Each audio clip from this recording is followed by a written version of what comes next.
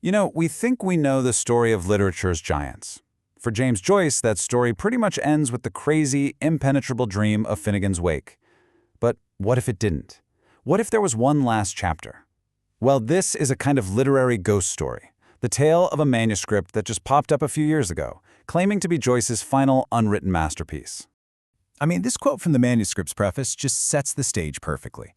The claim here isn't just about finding a few old pages. It's about witnessing the impossible.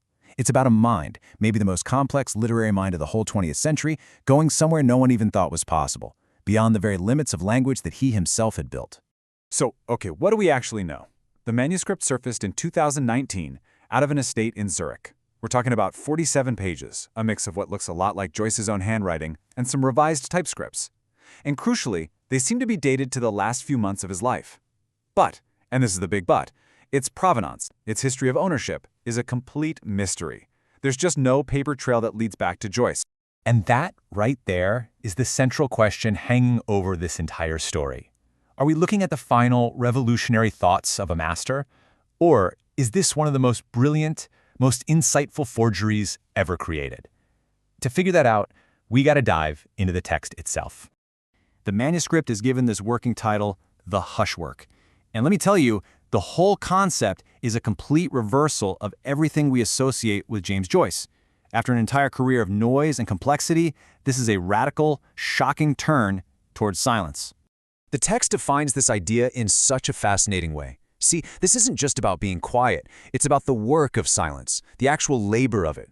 The manuscript is proposing a text where the white space on the page is just as important as the ink, a text that's actually designed to feel alive, to breathe. And this table really shows you just how radical that idea is. I mean, Joyce is the master of excess, right? His stream of consciousness captured every single fleeting thought. He invented these portmanteau words, cramming multiple meanings into one. The Hushwork, though, it's going for the exact opposite. The stillness beneath the stream, portmanteau silences, where multiple unsayable things are left unsaid all at once, and a focus on lessness and just empty space. These are the kinds of questions the manuscript asks. And they totally transform writing from an act of just filling a page to an act of sculpting space. It's a huge philosophical shift, asking if a book can be a living, breathing thing, not just through its story, but through its very form. But here's the thing. Was this shift really out of nowhere? The manuscript argues that the Hushwork wasn't some sudden departure at all, but the only logical place left for Joyce to go. It was the endpoint of his entire artistic life. This timeline lays out the whole argument perfectly. The journey starts with Dubliners, right? Capturing the city's paralysis but hinting at this quiet hum underneath.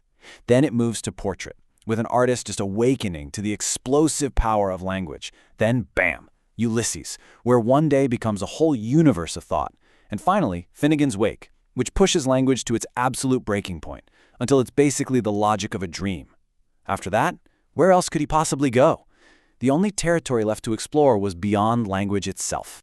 And then you get this supposed confession from the manuscript. This is just stunning. It reframes Finnegans Wake, that famously impossible book, not as some act of pure artistic ego, but as an act of fear, a puzzle, an intricate fortress of words built to keep the silence out.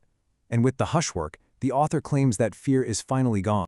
Okay, so this is where the mystery really deepens. Because the manuscript doesn't just look back at Joyce's career. It seems to look forward, leaving this kind of unwritten inheritance for the future, and honestly, challenging the whole idea of authenticity. Now this is just uncanny. The text talks about an heir, Sam, the quiet one, who would take the other path. I mean, come on, that is almost certainly a reference to Samuel Beckett, who was Joyce's own assistant. The manuscript basically predicts Beckett's entire minimalist career, contrasting Joyce's eloquence of excess with what it calls Beckett's coming eloquence of reduction. So is this a genuine prophecy, or a forger's really clever backward-looking observation? The manuscript isn't structured in chapters, but in what it calls breathings. And the themes, they give us this incredible glimpse into its soul. The undersong, what exists before we even have words. The child's cartography, the world before we pin it down with names. What the dying know. These aren't plot points. They're these deep contemplative dives into consciousness and memory, right at the edge of life. So yeah, we come back to the central question, but maybe with a new angle. After seeing the depth and the beauty of these ideas, does it really matter in the end if Joyce's hand physically wrote them?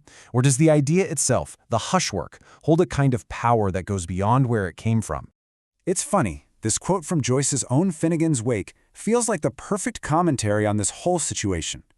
Whether the manuscript is real or not, we are left with this: a profound presence of absence.